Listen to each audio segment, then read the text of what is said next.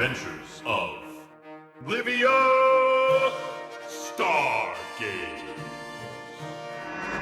Starring Allijun as Livia Stargaze, Wesley Grooms as Spencer Whills, Vero Morales as Yura,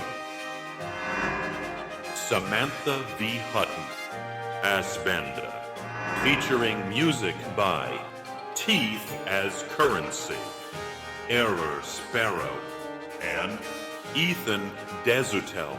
Theme song composed by Jessica DiMari. Episode 5, Space Trippin.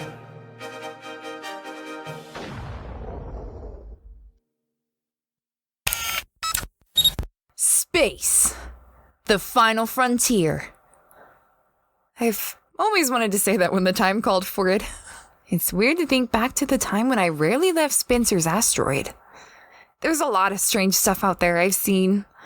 I wouldn't be the woman I am now if I never met Yura and Benda. Well, I wouldn't be stuck on this abandoned ship running out of supplies and oxygen, but that's beside the point.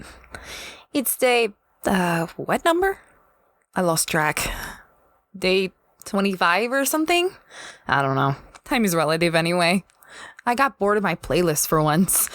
I was reminded of the time Spencer told Benda and Yura to turn down the music during a trip we went on. They stopped by and offered us a chance at fortune and glory, seeking the fabled city of Miragonia.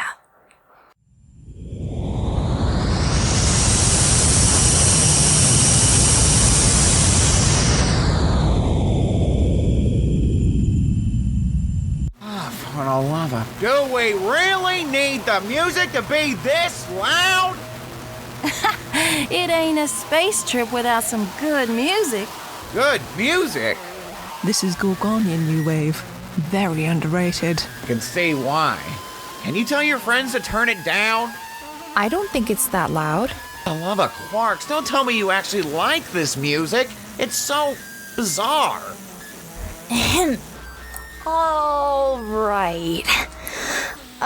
Guys? Maybe just a notch lower. Anything for you, little starfighter. Anybody want a beer?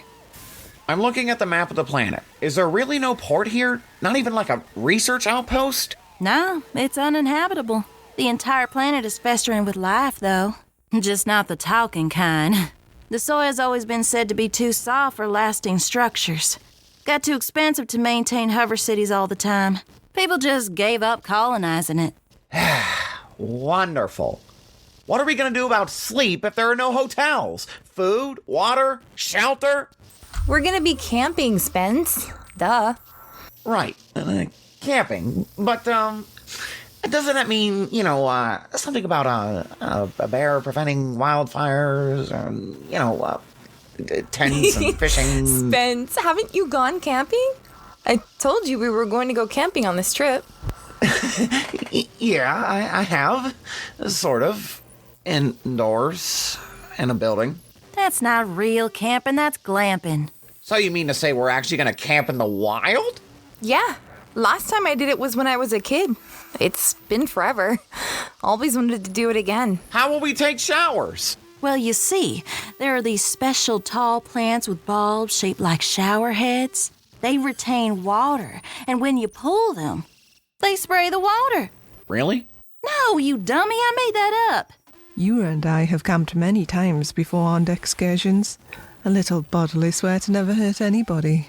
Well, I wouldn't be surprised for a Gargonian to say that. Excuse me? Yeah, what do you mean by that? Well, I don't know, because Gargonians are... Let's have another look at that map, okay? I don't know why I didn't say anything to him at the time about his weird comment. That was the thing about me back then. I didn't say much. I would have rather kept the peace. I quickly moved on by reminding him about the treasure map. Benda and Yura found it in an underground market. It was supposedly from a dead explorer. It was an old, hand-drawn map that was frayed at the edges. It looked hastily drawn, with some of the graphite having faded. With some minor restoration, we were able to read the whole thing. Spencer had helped me try and figure out where the map could be pointing to by looking at survey records of the planet. the vendor who sold it to Benda and Yura claimed that the explorer had discovered the lost city of Miragonia. Spencer wasn't too convinced, though. I always heard this place never really existed. Just a bunch of nonsense. That's because it's said to exist in a fluctuating state of quantum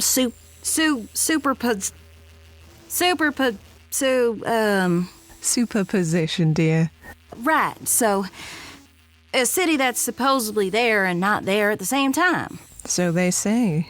That's silly. That can't possibly happen. There's either treasure or there's no treasure. You can't treat money with uncertainty. Well, sounds like a challenge then, and I love a challenge. Livia, can I talk to you for a second? I'm not sure these friends of yours know what they're doing. Oh, come on, Spence. It's just a little uncharted territory. Benda and Yura have traveled around the galaxy longer than we have. They're professionals. Woo-hoo! Did you hear that? Well, you think I give that an 8 out of 10? I just hope it's something that won't get us all killed. We've got something on the scanner. Looks like the planet is up ahead. All right, here we go. Woo!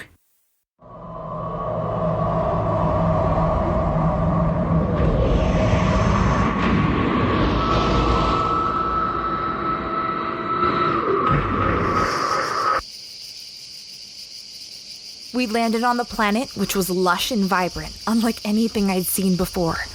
I was glad to not have to venture on some dry, sandy world for once. But while Benda and Yura were eager to explore, Spencer hung back. He was the last one to leave the ship. Shouldn't we run some tests first? Make sure it's safe? Where's the fun in that? The planet is fairly safe. No more or less dangerous than your typical habitable zone for carbon-based life. There are numerous jungles, especially in the area where Miragonia is supposed to be. Records show there are a few familiar invasive species left here from previous explorers, like Viserians and your typical Sleemoxes. Regardless, we should camp at previously known locations. No more different than your average set of survival skills. Zap! Look at this place, it's gorgeous! Oh, I've never seen flowers so colorful before. Something tells me that means they're poisonous. They smell wonderful, though. Come look, Livia. Smell these yellow-green fuzzy things. Livia, I wouldn't put your... Okay, never mind. Blazing comets! I never smelled anything like it before. What would you call it? I don't know. Like a milky lemon. This would make for a great scented candle. Smells nice, I suppose.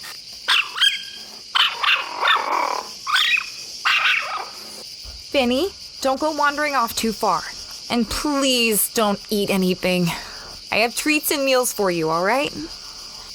Nobody had lived on the planet for thousands and thousands of years, maybe even more. The soil was very unstable, and that's why it was difficult for civilizations to thrive there. The planet was too lush and teeming with life for even a hut to last long. Tiny little bugs crawled all over our feet, so we made sure our nano clothes covered everything, except our heads, of course. What are these things? Just some bugs. They're disgusting. Don't kill them! What? They're just bugs. They're everywhere. Well, bugs are nice.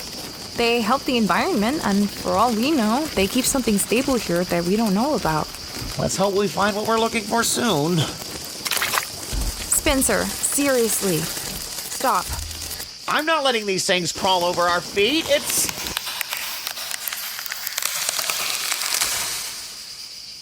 Did you hear that?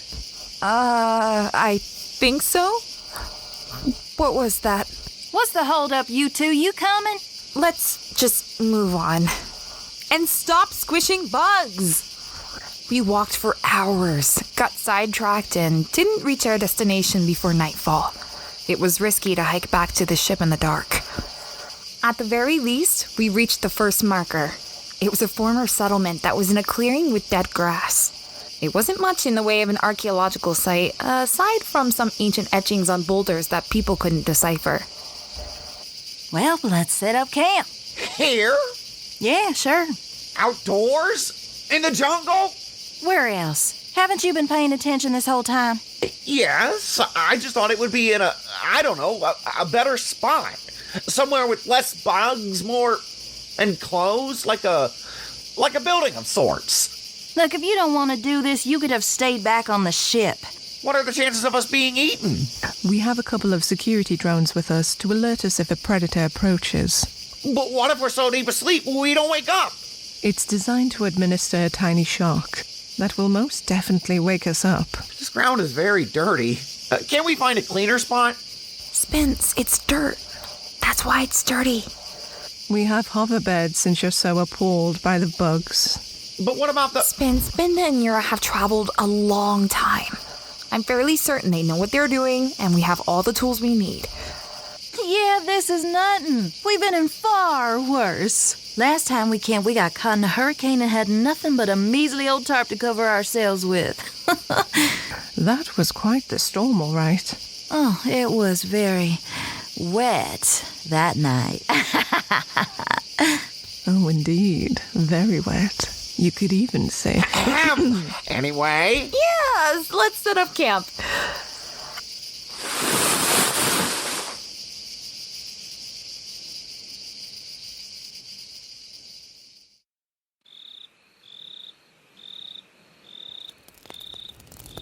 Look at all those stars. There's nothing like a good view of them. There's no light pollution on this planet. None at all.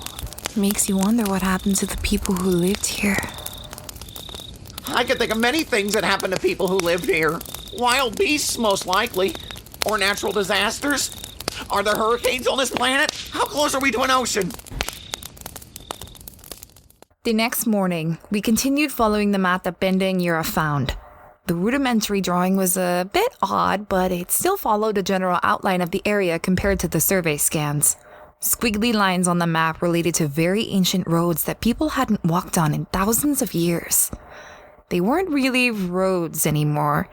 Years of erosion and decay turned them into vague pathways through shrubs and trees. We came across some piles of stones that were long-forgotten remnants of bigger settlements. I imagined the jungle swallowing them up over years of erosion. My fascination was short-lived when I discovered that our rations... Oh no. Ew! What happened? All the bugs got through our rations. How did that happen? Oh, Muckle. I left them on the ground. That's why. There's a reason I stepped on them. Don't worry. We'll find something to eat in the wild. Are you sure that's safe? We'll be fine. Let's keep moving for now. We're almost at the end of the road here. The anticipation was palpable. I remember the pathways were wider as it became apparent that people had trodden here before.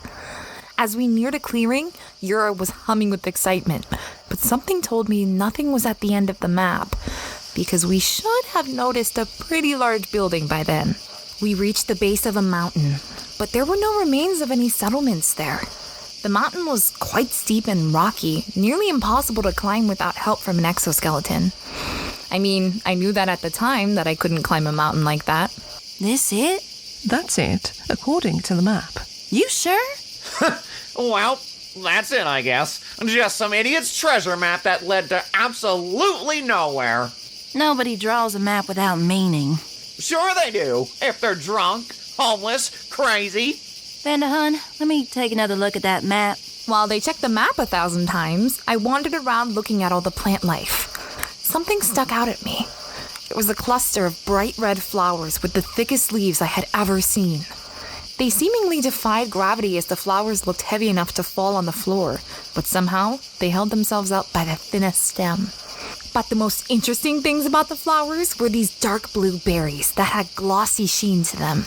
Something about them looked very delicious, but I was wary of plucking them.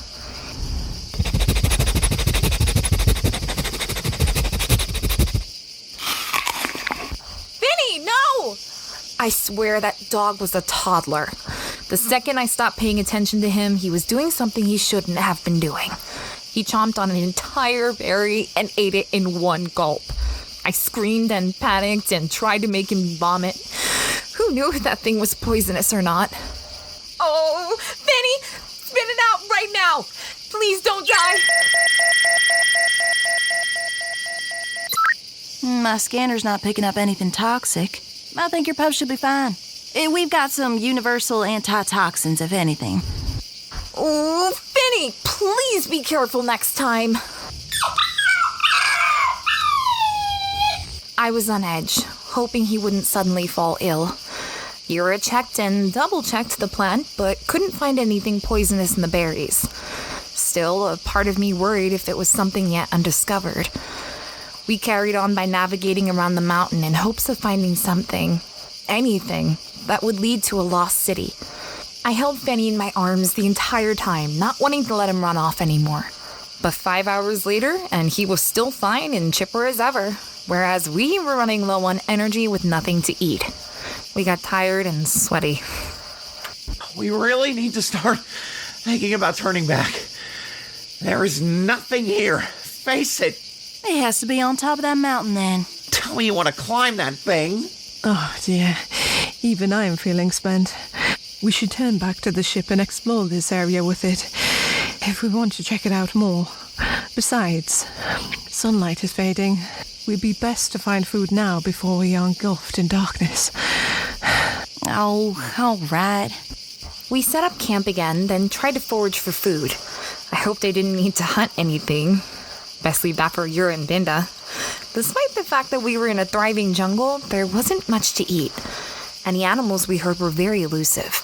This part of the jungle didn't seem to have as many bugs as before. I can't imagine how Spencer would have reacted to us needing to eat bugs. Our scanners picked up poison and toxins everywhere we looked. All except... I think your dog was onto something when he ate those berries. The scanner doesn't pick a lick of anything toxic. These should be edible. Let's try them. Are you crazy? We don't even know what kind of berry that is.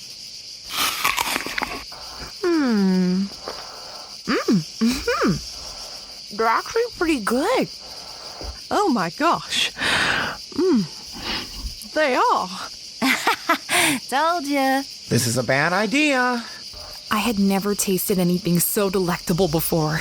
I know people exaggerate when they talk about having the best food ever, but this was honestly like experiencing every taste at once. And yet it all blended seamlessly. Bitter, sweet, and sour, salty and savory, somehow crunchy, but also soft. It really messed with my head, but I couldn't stop eating them. I found myself picking at them from one flower to the next like popcorn. Yura and I bumped into each other, and our ravenous appetite made us nudge each other with a playful scowl. We all fell into food comas. Well, almost all of us. Spencer had only eaten a few wafers he had in his pocket that had been left untouched by the bugs. He was too paranoid about the wildlife that he wanted to settle in his hoverbed as soon as possible, even if that meant being peckish for the night. The rest of us, on the other hand, we could hardly sit up and just laid there on the grass. I can't believe I ate so many of them. Excuse me. That hit the spot. Oof, quite full indeed. Is it just me, or are the stars blinking? They always do that. Duh. No, but like, literally blinking. Like the sky is just one big eyeball. Oh my! Yes, you're right. Look at it. Oh, blinkety blink blink. What in blazing comets are y'all talking about? Livia, are you gonna come up to bed? In a moment, Spence. I'm having a staring contest with the universe. Livia, are you alright?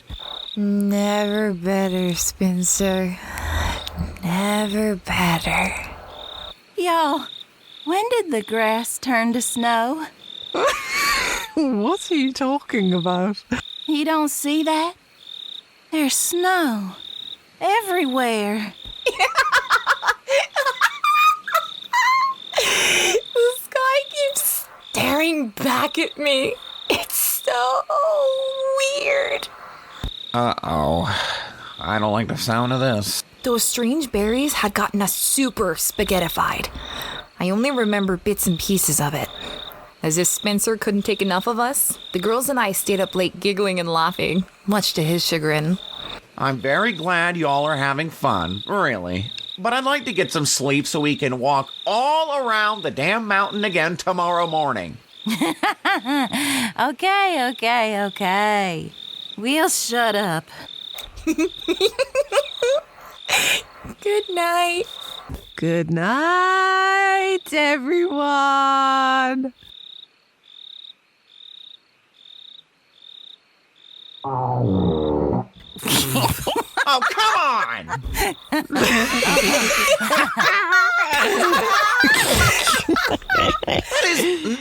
That is disgusting! I am moving my bed. Thank you. Good night. Oh, come on, Spence. It's just... That's a good one.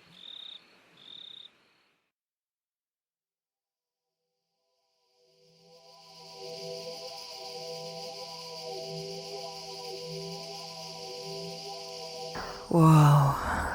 Everything looks so different. I woke up to a different planet. The colors became more vibrant, the trees seemed to dance, and the stars looked like they were singing. It was a surreal, beautiful experience. I kind of freaked out at first because a part of me didn't know I was still messed up. I had trouble walking at first. I couldn't find anyone. Not Yura, Benda, Spencer, or Fenny. That made me even more freaked out. I could feel each heartbeat thumping through my entire body. I had this paranoid thought that if I relaxed, I was going to flatline. But then the more I worried, the more this nagging voice or instinct, whatever you want to call it, told me to calm down. Let it go. It'll be okay. Something compelled me to just let it be and explore.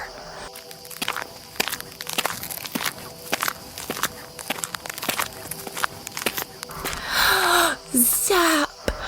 The sky is so beautiful! An intense aura stretched across the sky like a river, switching from green to blue to red and back to green. I fell on a bed of flowers and felt the need to close my eyes.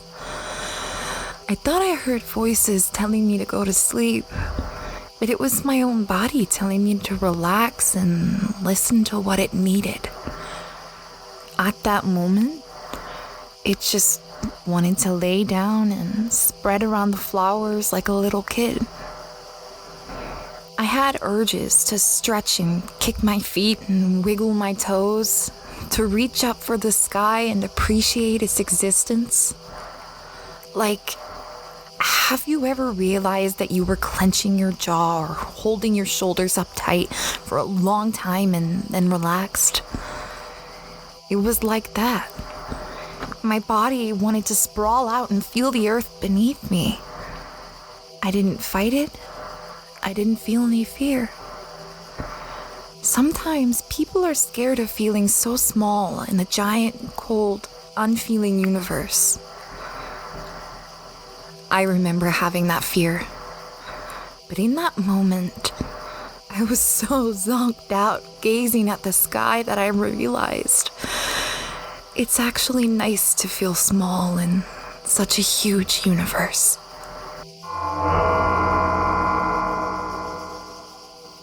When I had my fill of satisfaction, I saw Miragonia before me.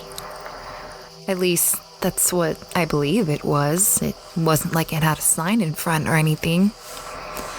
I stood in front of a massive ziggurat, gleaming of gold and silver. I stared at it and felt compelled to walk up to it. The surface of the ziggurat moved and warped like it was breathing. The architecture of the ziggurat was unlike anything I had ever seen or learned about. The patterns on the stone warped and shifted into different shapes.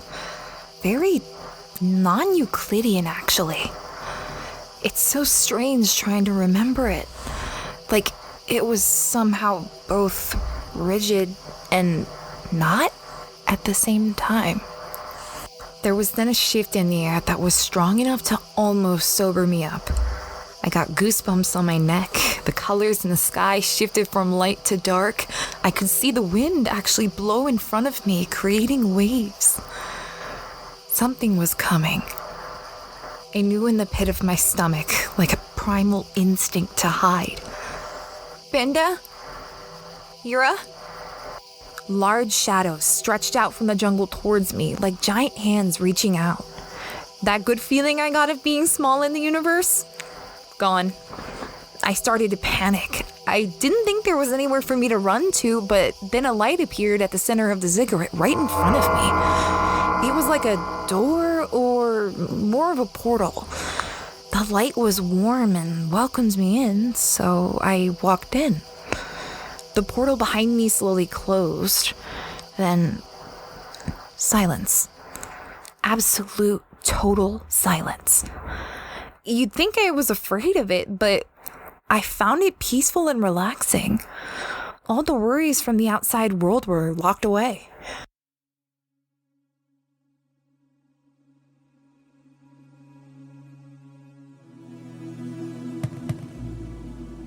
There was this tall, triangular-shaped stone hallway.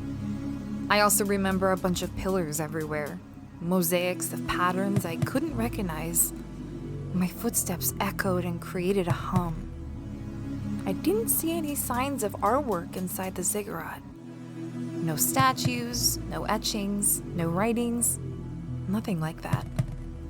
Just a bunch of what looked like mosaics on the walls. You know when you have a dream and places just start shifting into another setting? I knew I was walking down a long triangular hallway, but then suddenly I was at an altar. Still no signs or symbols anywhere.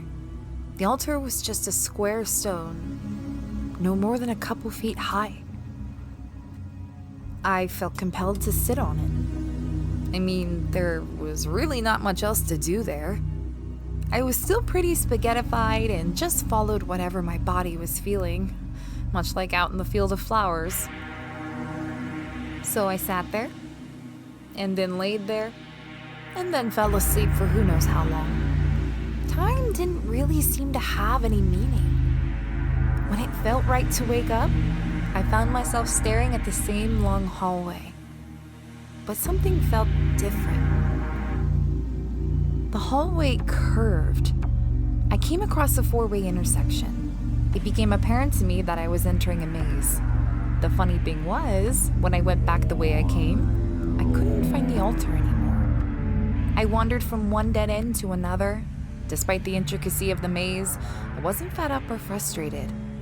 Instead, I wanted to know where in the galaxy this place was leading me to. At every turn, I felt excitement swell up inside of me. Sometimes the hallways curved longer than usual. Others dipped down and some rose up. But then I heard the trickling of water. The very first sound since I stepped inside the ziggurat.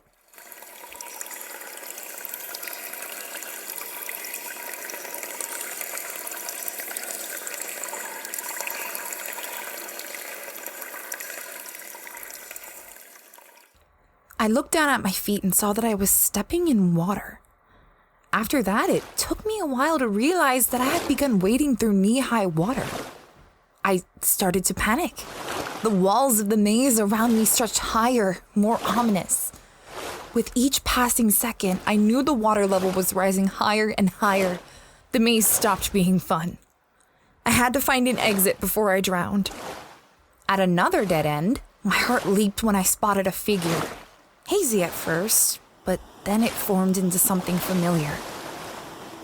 Spencer? Spencer was just standing in the middle of the hallway with his back facing me. I recognized the jumpsuit he had been wearing during our expedition. Despite recognizing him, I approached him with caution. Spencer, is that you? We need to get out of here. Spencer didn't move when I called out. He remained standing and was unfazed by the water level rising. It wasn't until I was about a foot away from him that alarm bells rang in my head that something was very, very, very wrong. Spencer? He turned around but had no face. A black, inky void stared at me but still somehow shrieked at me. I couldn't run away fast since the water was waist high now, so I tripped and fell and flailed my arms and legs trying to get away. The walls rippled as he screamed. The water was now up to my shoulders and I had to swim. Come on! No! Come on! The water level rose and rose and rose until I saw the ceiling up above. It was close enough for me to reach with my fingertips. No! Not again! Not again!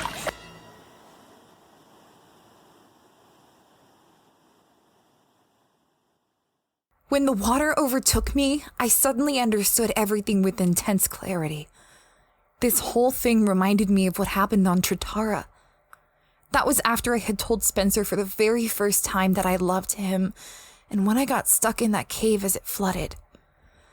I faced an emotion that I was afraid to admit about that. Anger. Why hadn't he said it back to me by now? I had been so ready to open my heart to him, but I sensed nothing from him. That was all I could think about as I drifted underwater, losing my breath. I was pretty sure I was dying. And then, next thing I know... Why didn't you say it back? I sat up and gripped the grass beneath my fingers. I had been so angry that I pulled them out and stared dumbly at these clumps of grass and dirt in my hands. Livia! Good morning, little starfighter. Oh, thank the stars. You're all right. What happened? Ow! My head hurts. Blazing comets! What happened to me? Phew, we were all more spaghettified than the densest black hole. Last thing I remember is being inside that weirdo temple, and now I'm up here with y'all. Up here? I stood up and gazed out at the jungle below us. We were on top of the mountain. Holy strings. How did we get up here? No idea. Now, this ain't the first time we had no idea how we got somewhere after taking a hit of something. Right, Benda? Don't remind me. Wait, did you two go inside some temple too? This mountain looked very different to me. It looked like a ziggurat with gold and silver colors. That's what I saw too! Same here. And there was a maze inside, right? What? No. Not really. When I opened the doors, I was out beyond the stars. The stars? What do you mean? I entered the ziggurat, or temple, or whatever you call it, and I saw the stars. I can't explain it any other way, but I was filled with this overwhelming sensation of exploration. I remember what my grandpappy said about being a cargo man, talking about how the comet trails sometimes look like roads in space and how the nebulae look like towers. I saw Startown shining in the distance, looking as pretty as ever. And then there was a shadow. I knew what it was. Those damn space pirates. Next thing I knew, I was in a spaceship going after them. I felt like forever getting there following these shadowy comet trails. I found their planet, and it looked dark at first because, that's where a space pirate would come from. But as I drew my ship closer to the planet, it was the most beautiful planet I had ever seen. And then I realized it was my own shadow casting down on it. Livia, you said you were in a temple. Was it Gorgonian? No, it was... I don't even know what it was. I couldn't figure out what culture it was from. Although something felt very familiar about it, in a weird way. Interesting. I was undoubtedly in a Gorgonian temple. I recognized everything about it. The statues of Zolara and Wheeler, the 2nd century architecture with tall, wide columns and red-brown stones.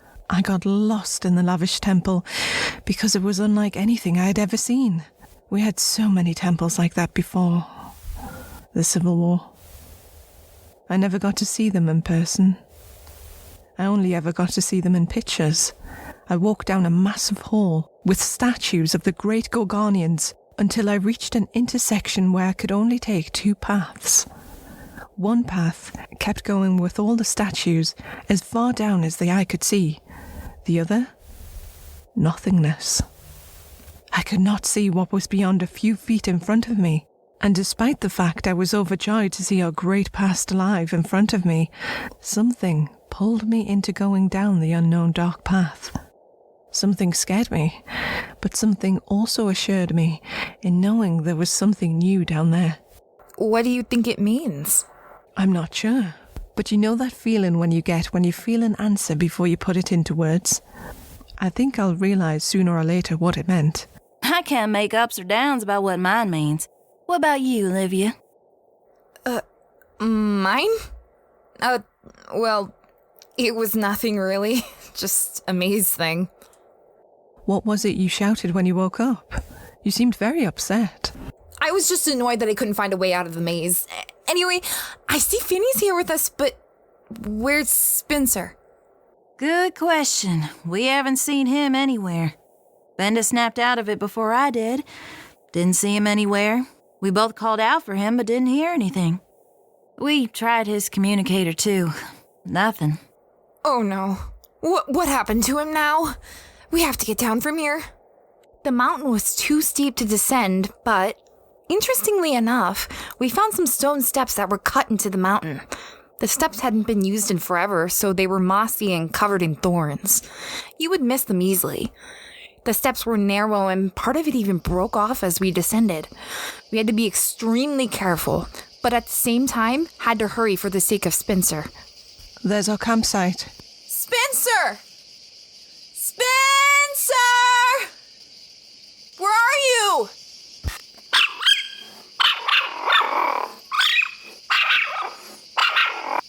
Do you smell him? Good boy. Come on, follow his scent. Fenny took the lead on this one. It didn't take us long to realize that Spencer had gone back the way we came. Obviously to get back to the ship after we fell into our, embarrassing stupor. Wait, I think I hear something. Spencer? Oh no. Spencer! Some ways off the pathway, there was a clearing. Hundreds of bright-colored bugs scurried out of the way as we approached them. There were egg-like mounds of various sizes around the clearing, kind of like termite mounds. But these were some sort of egg-like sacs. Like, you know how a spider wraps its prey around in silk? Something huge had packed its victims in these sacks of sticky, organic material. And Spencer was in one of them.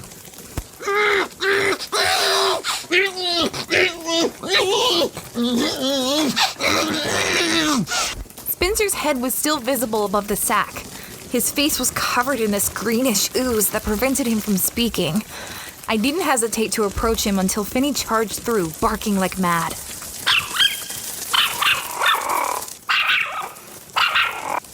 I looked up and spotted the shape of a massive bug that looked like a cross between a centipede and a butterfly. Livia, watch out! It buzzed around and landed right in front of me. For a moment, I actually understood Spencer's disgust of bugs.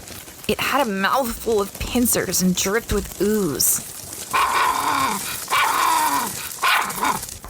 Fenny, stay back! I didn't know what to do.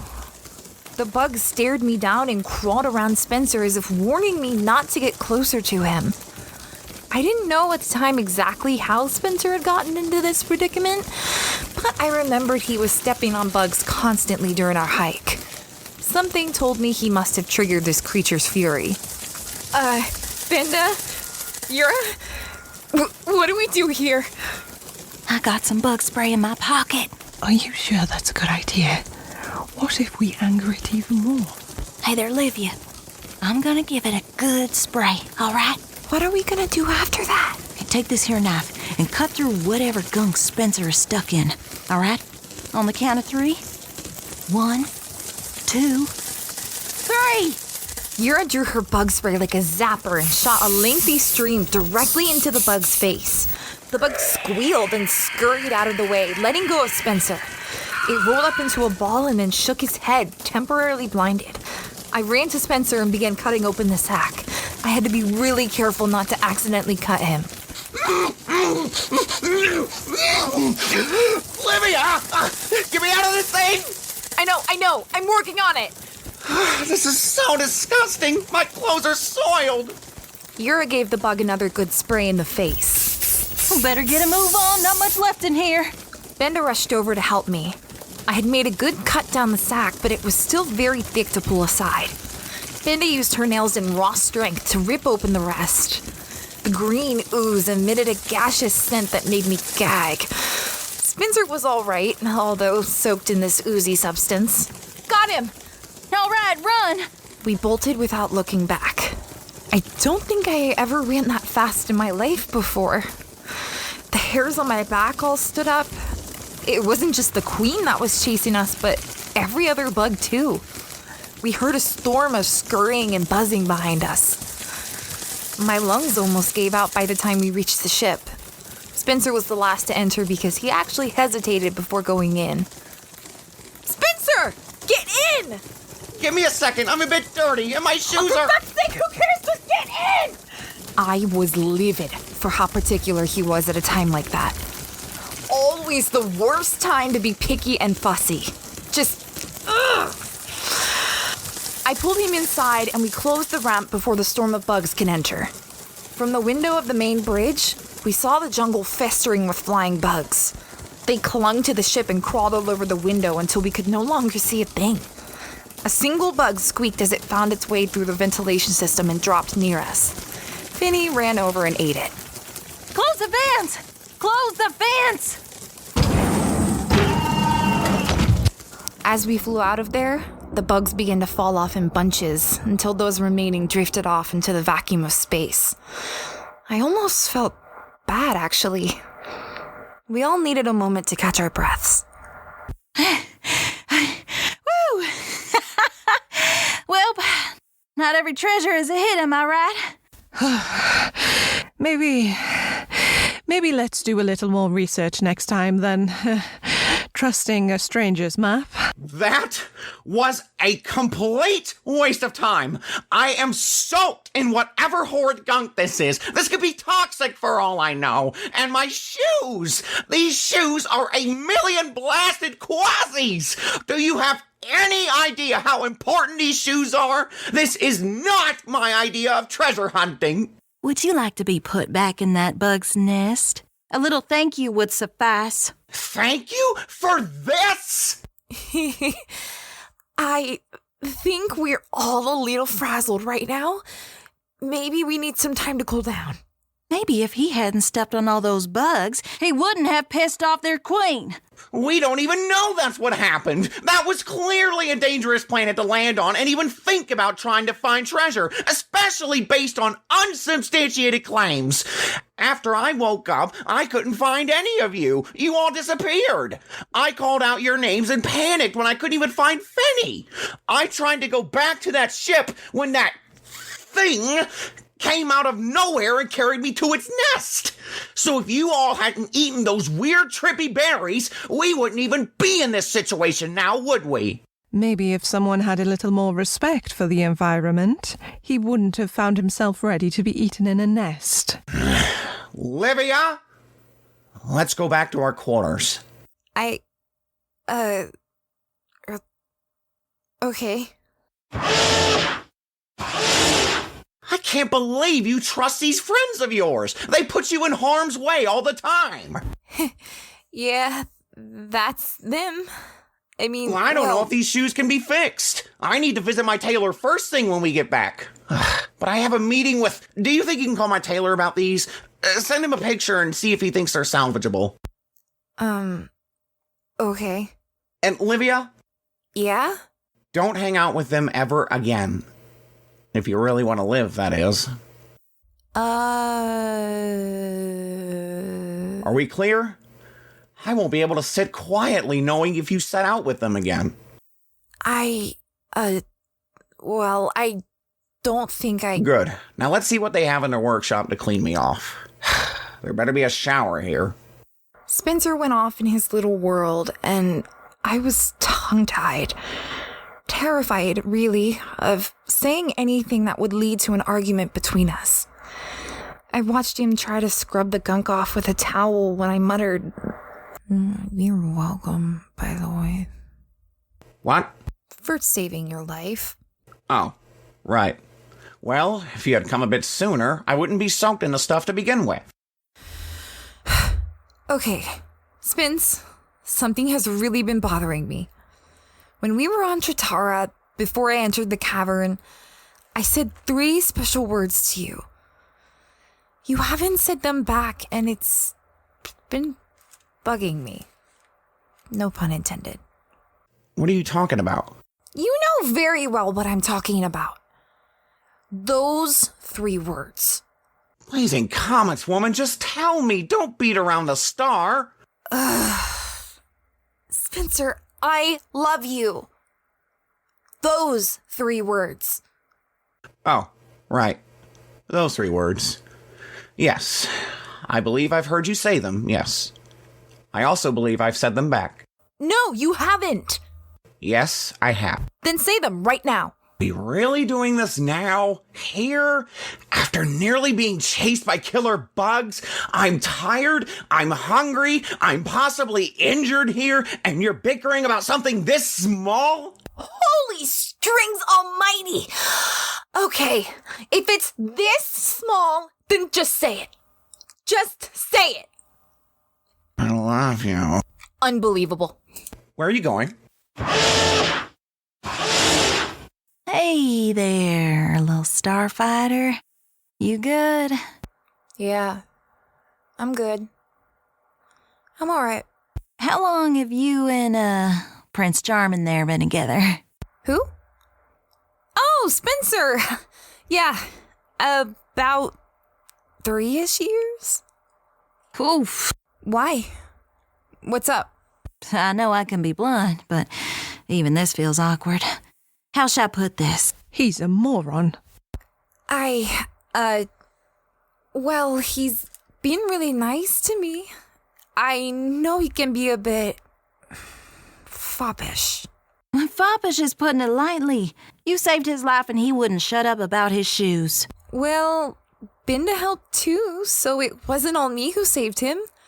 And I mean, he didn't know where to go anyway after we got lost, and maybe, I don't know, maybe we shouldn't have eaten those berries. But I mean... stop it. Stop rationalizing and stop downplaying yourself. Sorry. There are billions of stars in the galaxy, Livia. I'm just saying. Some shine brighter than others. And if he implies anything else about my race, I may not be so quiet next time. Okay, yeah. That thing he said back there, I know it was weird and rude. I'm gonna talk to him about it. It was out of line what he said. I'm sorry. Oh, stop apologizing. You don't need to apologize on his behalf. He is the one who needs to apologize. Okay, yeah.